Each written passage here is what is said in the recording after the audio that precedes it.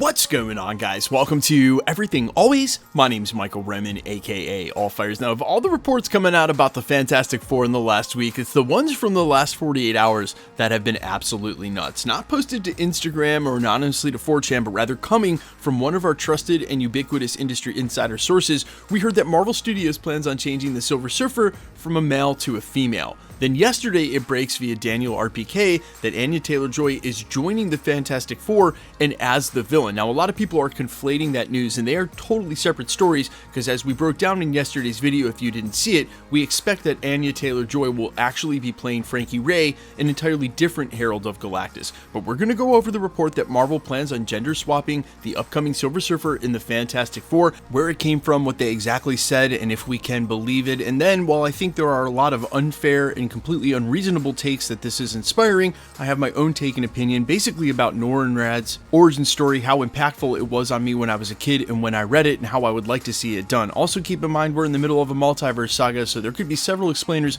on the horizon for what and how Marvel plans on doing this. We're breaking it down, this latest report that Marvel plans on switching Silver Surfer from male to female and what we think is really going on. But first, if you could grab the subscribe button, we do daily Marvel content at the channel, and that's all we do. Everything from official Easter egg breakdowns, trailers, and reviews, to the occasional industry insider report and everything in between. So if that sort of thing's for you, hit the subscribe button, leave a comment down below. That will automatically enter you to win our ongoing PS5 giveaway. We've got two right around the corner, one for What If in December, one for Echo in January. Again, all you gotta do is be a sub. Leave a comment on this video if you want. Stick around to the end of the video. We get into all the giveaway stuff again there. Okay, so firstly, I do want to set something straight before we even get into this video. If you've been watching this channel for a while and you know me, you probably already know what I'm going to say, but if you're just finding this video or my channel for the first time, I do not care about them gender swapping a character in any way. These are made up fictional characters in the first place. They're literally made up characters.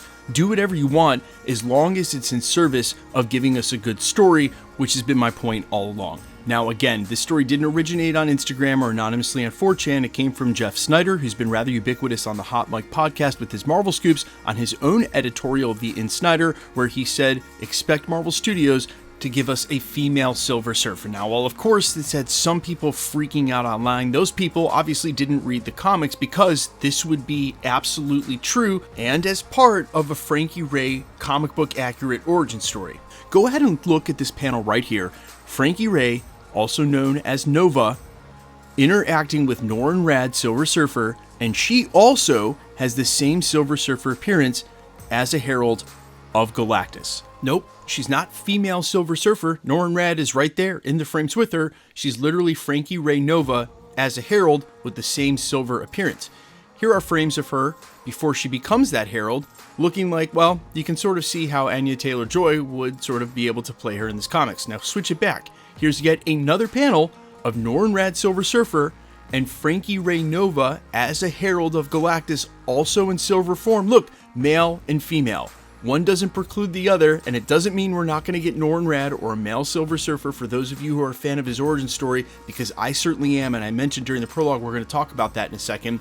But here is a separate Herald of Galactus in Frankie Ray Nova that we expect Anya Taylor-Joy will be playing, who is not Norrin Radd Silver Surfer, but rather her own silver version of a Herald. So just keep this in mind, that they're not mutually exclusive, and considering the Fantastic Four and this Galactus character are probably coming from another part of the multiverse, there's still a chance that we'll get Norrin Radd in the typical Silver Surfer origin story in the way that it happened in the MCU, which is the only thing that I care about them not replacing because of how profound that story is. When you're reading Marvel Comics as a kid, a lot of people are becoming superheroes either by accident or they're coming from outer space. It's definitely not their choice to engage in that. Yeah, a couple underwent experiments, but they didn't know what was going to happen. In the case of Norrin Radd, and his origin story would be perfect as a 45-minute Werewolf by Night feature-length film type story, make it a Marvel spotlight. You could do it art house style too, the same way that Chloe Zhao did the Eternals would fit this origin perfectly. Is he's someone who loves his family and planet so much that he sacrifices everything to become the Herald. He's very different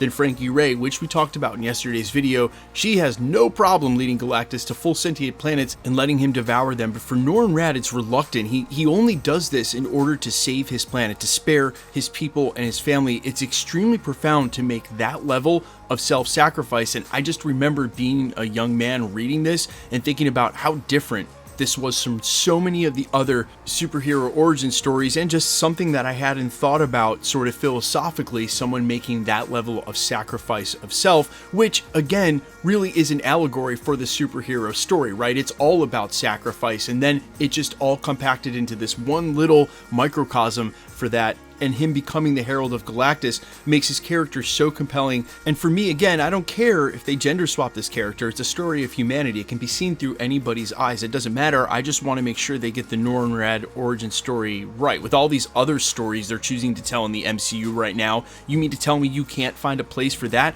Do the ones that matter and matter in the fan base. And I'm sure if they did some internal research to see which stories and origins we would want to see on Disney Plus, this would be one of them, ranked far above any of the others, well, that they've been giving us over the last couple of years. I don't understand why you wouldn't focus on that. So for me, my reaction to this wasn't embracing it at first, but nothing to do with the gender swap. Just like, hey, how are you going to do Frankie Ray as a Herald when you haven't even done Norrin Radd? But there's still time and space, pun totally intended, for them to do both. Again, they're not mutually exclusive, and maybe we're going to get a chance to see some of the stuff in the interaction between the two, although that comes a little later in her story. And as I broke down yesterday, I'll give the lightest of spoiler warnings here because, again, she's not even confirmed. We're just using what we know about the film over the last 6 to 8 months to sort of paint a picture of what's going on here. But guys, let's face it, there's a reason Galactus keeps getting new heralds, and that's because they don't last too long. If she's in the film, there's a really good chance she's not making it out alive. You guys let me know all your thoughts down below, comments, questions. Any of you read the Norrin Radd origin story like I did in the comics and it have the same profound impact on you? It really is